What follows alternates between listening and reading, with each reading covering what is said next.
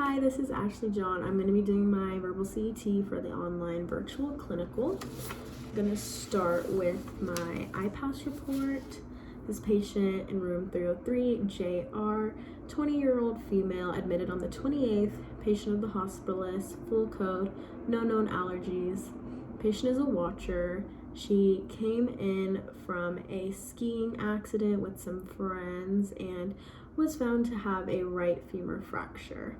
She has a history of exercise-induced asthma. She uses a rescue inhaler, albuterol, for that as needed. She was in a traction splint and was scheduled for surgery today. She had an ORIF done with 2 plates and 8 screws. For pain, she's on 25 micrograms IV push, Q2 hours of fentanyl. And for nausea associated with that, she's on 4 milliliters of IV push, Zofran. Her parents flew in today from out of town. Her best friend's been at the bedside all the day. She had a Foley catheter placed. Her mom expressed concern that Jody seemed different.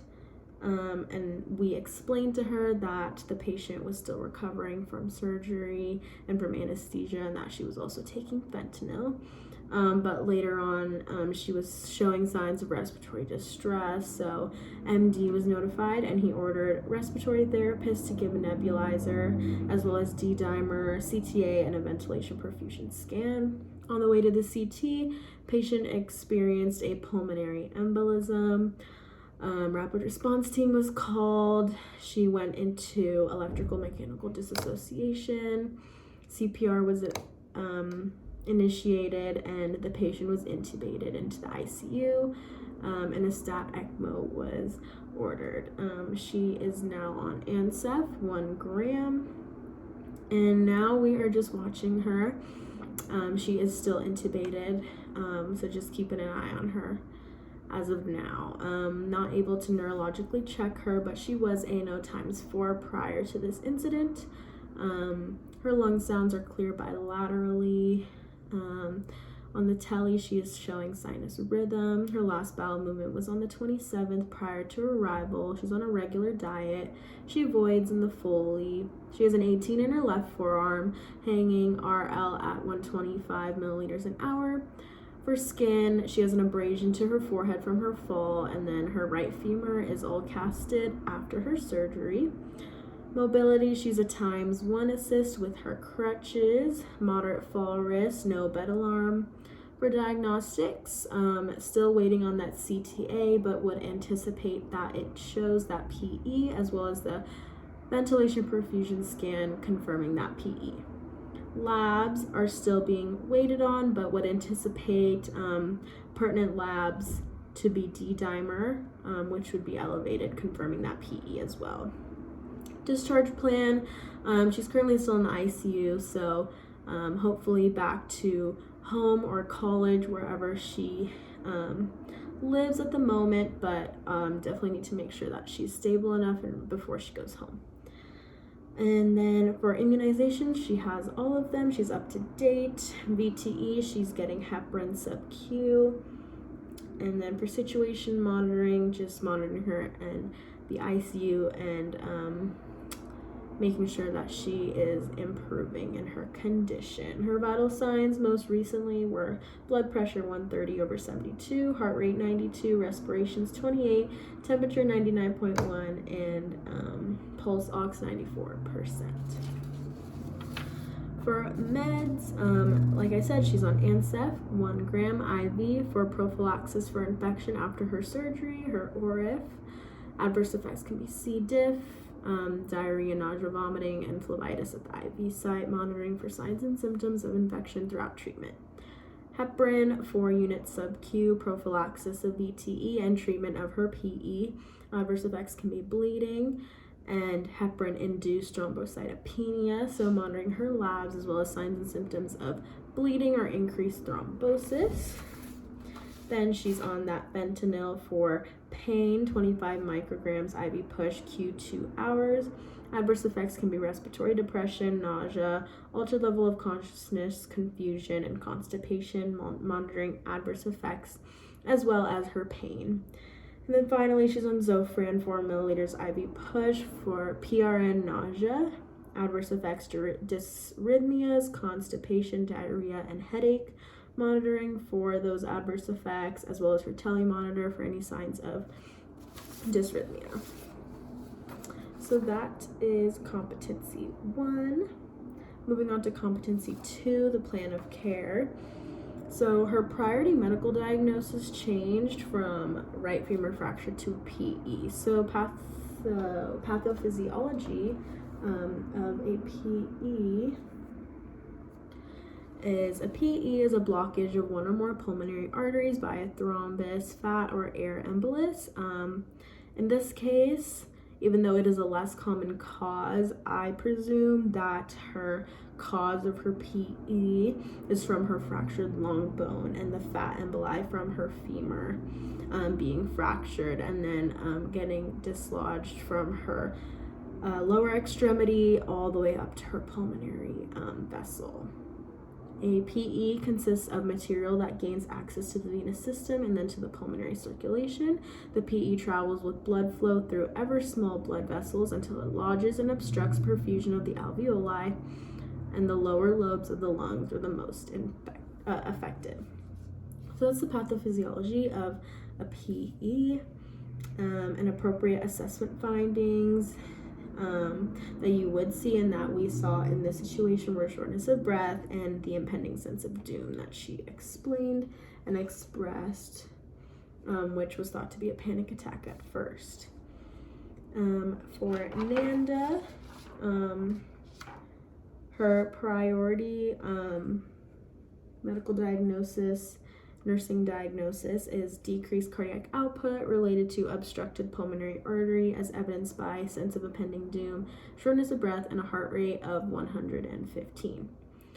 For the SMART goal, patient will demonstrate adequate cardiac output as evidenced by blood pressure and pulse within normal limits throughout the shift. For DO, I'm going to take her blood pressure and her pulse periodically every hour during the shift. Monitor, I'm going to be monitoring for signs and symptoms of decreased cardiac output through changes in her vital signs or alterations in her cardiac assessment. And then for teach, I'm going to teach her about her new medications and the indications for those medications, as well as signs and symptoms to look out for decreased cardiac output or heart failure, so that she knows when she needs to notify a provider or come back and see us. Relevant meds and labs or diagnostics that were done were the D-dimer, the CTA, the ventilation perfusion scan, and then she's also on heparin sub-Q. And then for interprofessional collaboration, definitely RT for this scenario. For the potential complication for this patient, I chose pulmonary hypertension / right-sided heart failure because they kind of go hand in hand. The pathophysiology for this condition is the PE will cause pressure on the right side of the heart, which leads to backflow of blood to the rest of the body. Additionally, the right ventricle cannot keep up with all the excess blood flow, and is unable to pump blood forward. So that's already leading to that backflow of blood to the rest of the body, but it's also going to lead to dilation and hypertrophy of that right ventricle, leading to hypertension within the lungs, as well as right-sided heart failure. Clinical manifestations of this condition and complication are peripheral edema because of all that excess fluid throughout the body, shortness of breath, hepatosplenomegaly, and fatigue. Now for competency 4, the health promotion. Assessing her health promotion needs, the priority for this patient that I noticed was education. She is very young, and this situation, although we don't know if it was her fault or not, it was an accident, and so education is what I saw as the primary deficit with this patient. So I focused on educating her or I would focus on educating her on safe practices while skiing, as well as her condition with the PE and kind of how that happened and ways to prevent some PE from happening in the future. So for the resource that I implemented, so for skiing safety, I implemented the National Safety Council. They have a great article on how to stay safe while skiing and while being on the slopes. They talk about safety skills, having proper gear, things to avoid, things to be prepared for. So just, even though she probably already knows those things, I don't know the extent of, her skiing and how well versed she is in it. I don't know if she always goes. I don't know if she went for the first time, but regardless, education on how to stay safe is what I notice as a priority.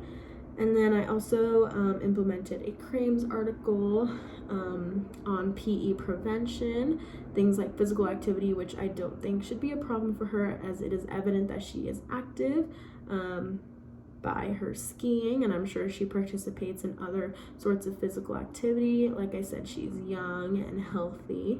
So just staying active and making sure she's being ambulated after this surgery, which I explained that we will do for her and why that's important. And then also educated her about how this situation might have occurred based on her fracture of her femur and how that fat embolus can travel and ultimately lead to a PE.